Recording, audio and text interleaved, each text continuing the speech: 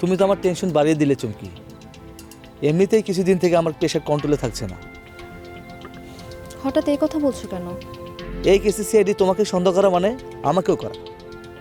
সন্দেহ তো যে কাউকেই করতে পারে, আর সিআইডির কাজই তো হচ্ছে সন্দেহ করা। তোমাকে সিআইডি সন্দেহ করার কি কারণ থাকতে পারে সেটাই তো মাথায় আসছে না। খুনের অভিযোগ উঠেছে অলির দিকে। কি আশ্চর্য, সিআইডি জিজ্ঞাসাবাদ করছে তোমাকে। তুমি তো আমার কথা ভাবছো। সিআইডি জিজ্ঞাসাবাদ করতে নিজামকেও ছাড়েনি। শাফিন নিজামের আপন চাচাতো ভাই, আপন মানুষের দিকে পুলিশ সন্দেহের আঙ্গুল তুলবে, এটা কেমন কথা না? আমি তোমাকে ওই দিন কেন বারবার কল করেছিলাম এটাও সিআইডি আমার কাছে জানতে চেয়েছে। বলো কি? তুমি কি বলেছো? আমি বলেছি ওই দিন কেন, কাকে, কি কারণে কল দিয়েছিলাম আমার ঠিক মনে নেই। মনে নেই বলে কি সিআইডি চুপ করে যাবে? আমার পেশাতে এবার বেড়ে যাচ্ছে, স্ট্রোক করে বসবে এবার। তুমি তো চিন্তা করো না তো লিংকন।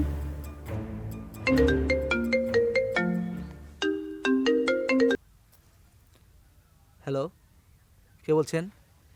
সিআইডি অফিস থেকে। আপনি নিশ্চয়ই লিংকন? সিআইডি অফিস থেকে? হ্যাঁ, লিখন বলছি। আপনি আজই একটু আমাদের অফিসে এসে দেখা করবেন। কেন? আপনার সাথে একান্তে কিছু কথা বলা দরকার। কিন্তু আমি তো 2-1 দিনের ভিতরে দেখা করতে পারবো না, আমি খুবই বিজি থাকবো। আপনি দেখা করতে না পারলে আমরা আপনার কাছে পৌঁছে যাব। এখন আপনি ভাবুন আপনি কোনটা করতে চান। 2-1 দিন পরে দেখা করলে হয় না? আজ মানে আজই। ঠিক আছে, আমি দেখা করব। কি বললো? আজই সিআইডির সাথে দেখা করতে হবে।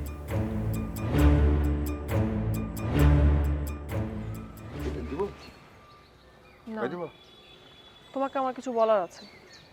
আরে বাবা, আশ্চর্য কথা, তুমি আমার বউ, তুমি আমার বসো, বুঝছি কথা বলবা, তাতে আবার তোমার কিছু বলার আছে, দরখাস্ত করা লাগবে, এত কিছু কেন? কয়া ফেলাও কি?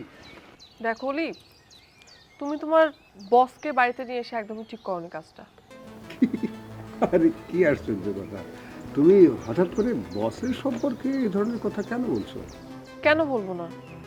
আমার ধারণা লোকটা কোনো বড় ঘটনা ঘটিয়ে এখানে এসে গা ঢাকা দিয়েছে। না, উনি তো আসলে অনেক বড় মাপের তো মানুষ, রিল্যাক্স করার জন্য, মেন্টাল প্রেশারটা নিতে পারছিলেন না, হঠাৎ আমার এখানে এসেছেন একটু রিল্যাক্স করার জন্য।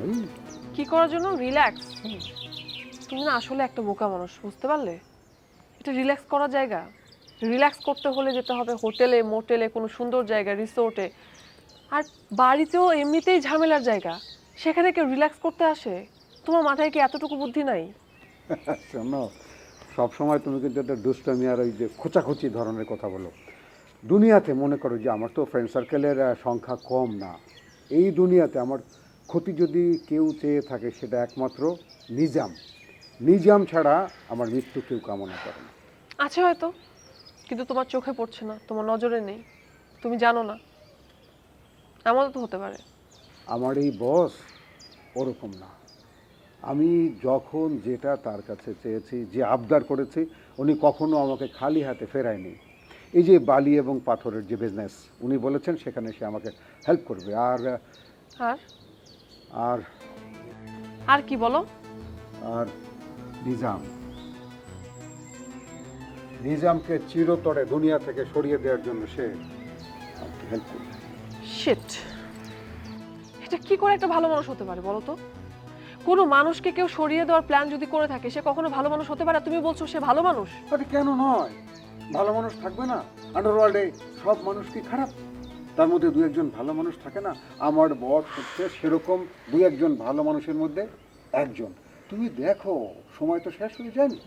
তোমার ধারণা যদি সঠিক হয়, তারপর বস আমার বাড়িতে আসবে, বসকে কি আমি না করতে পারবো?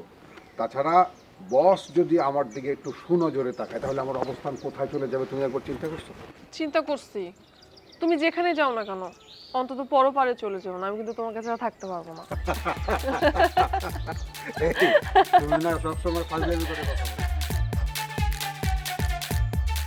বলেন কি ম্যাডাম, এত বড় একজন সন্ত্রাসী আমাদের শহরে এসে গা ঢাকা দিয়ে আছে? হ্যাঁ, এই শহরেই।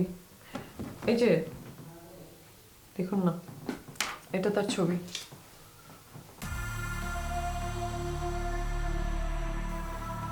অফিসার দেখেন তো। চিনতে পারেন কি না? চিনতে পারছি না তো।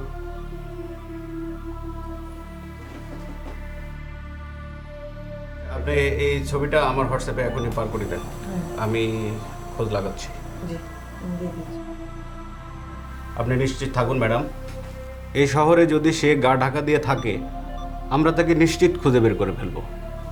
স্যার, তার বর্তমান অবস্থান লোকেট করার জন্য আমরাও চেষ্টা করছি। এই মুহূর্তে সে তার সেলফোন ইউজ করছে না।